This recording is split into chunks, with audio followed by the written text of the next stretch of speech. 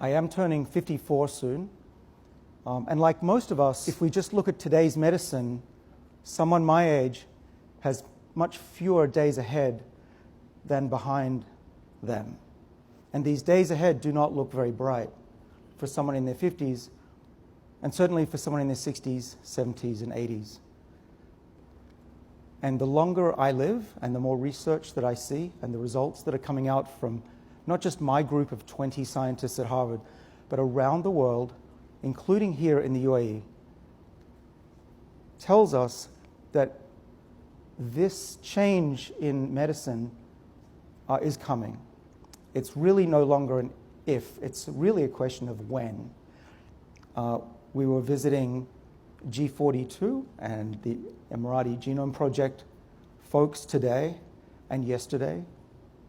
And what I know is that through the development of genomic technology, which the UAE is very advanced in, I would say probably the leading country in the world in genetics, but also advancements in artificial intelligence and the ability to read the structures of the cell in atomic detail, that these combined technologies will advance medicine so fast that none of us in this room can imagine what life will be like in the near future.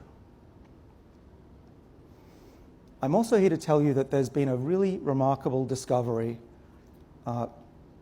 made by one of my students, actually, Wencheng Lu.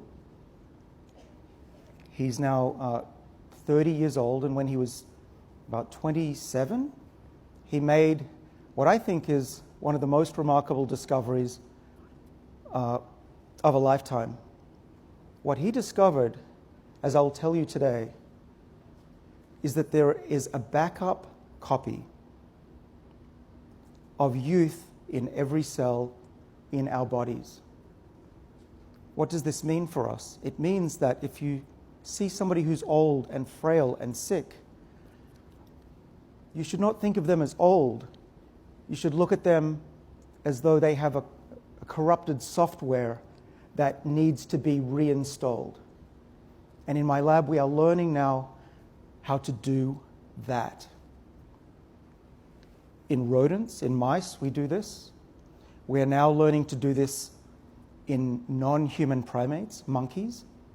And the next step, in the next 2 years, if all goes well, we will treat our first patient for age reversal and cure an incurable disease. In this case, it will be blindness.